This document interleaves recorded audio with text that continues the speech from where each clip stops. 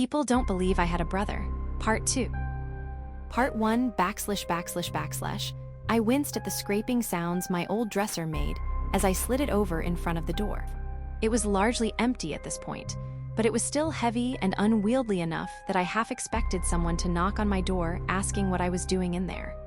Once it was snugly against the locked door, I waited, breath held and ears pricked up for any sound. Nothing. Letting out a shaky breath, I went over to the bed and pulled back the covers, checking under them before getting in. I could tell they had been changed recently, and they smelled decently fresh, but it was hard to tell anything for sure with that damned other smell everywhere I went. What was that? It didn't smell like anything I remembered ever running across before, but something about it still put me on edge. Then again, I could say that about so much at the moment. Everything was disorienting and strange, including sleeping in my old bed at 28, afraid of something coming to get me in the dark. Because that was the truth, wasn't it? I was afraid. I felt a stir of embarrassed irritation at the thought. Afraid of fucking what? My old house smelling weird. My sweet, aging parents. But my attempt at distracting anger died quickly at the thought of them that night, doing and saying all the normal things in abnormal ways, lost in some uncanny valley of feigned familiarity close enough to be intentional and wrong enough to be malign. That thought spun off into another. What if they knew they were off? They were doing it intentionally, or at least recognized our fear and unease and found it funny. What if this was, I woke up in darkness? Heart thudding, I sat up and felt around me. It seemed like I was still in my old bed, and the little bit of light coming through the window seemed to confirm this. But why was the room so dark? Had I turned off the light beside the bed? I didn't think so, but maybe when I was half asleep. Reaching out, I fumbled in the black air for the lamp switch for a moment before finding it. Twisting it, I started looking around the room, first in every direction and then more carefully. Was everything the same? Any sign that anyone had? I froze and lowered my eyes immediately, holding still for another moment before forcing myself to casually look for my phone.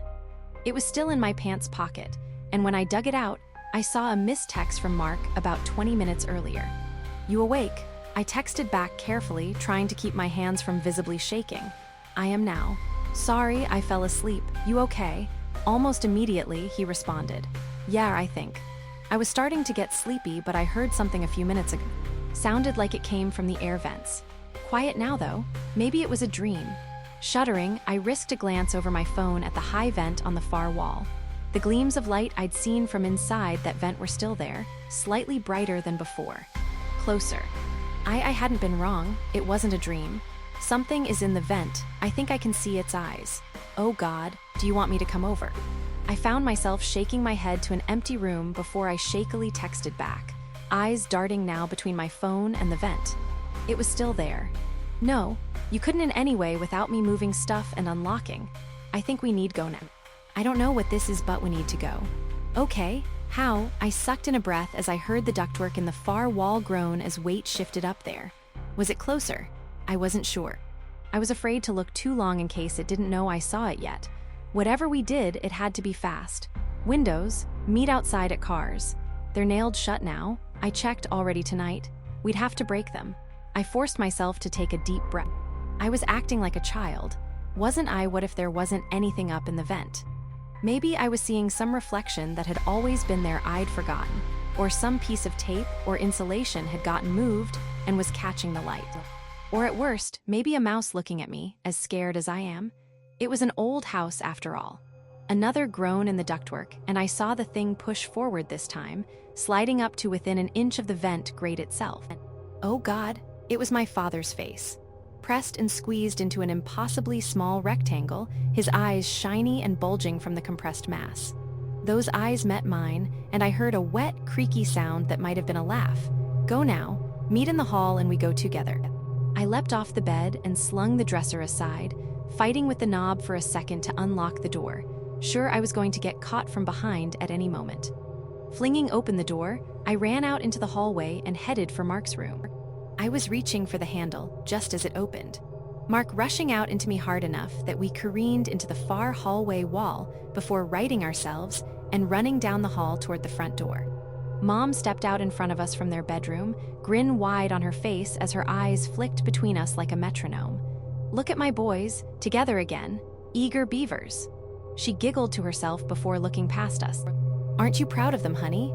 Our father's voice boomed behind us. I am. We raised them right, taught them to give back. Here they are, ready to help in the basement before the sun is even up." Spinning around, I saw him, naked and smeared with dust, grinning at us, his bruised-looking erection poking out from the nest of gray hair surrounding its base. When Mark grabbed my arm, I almost screamed.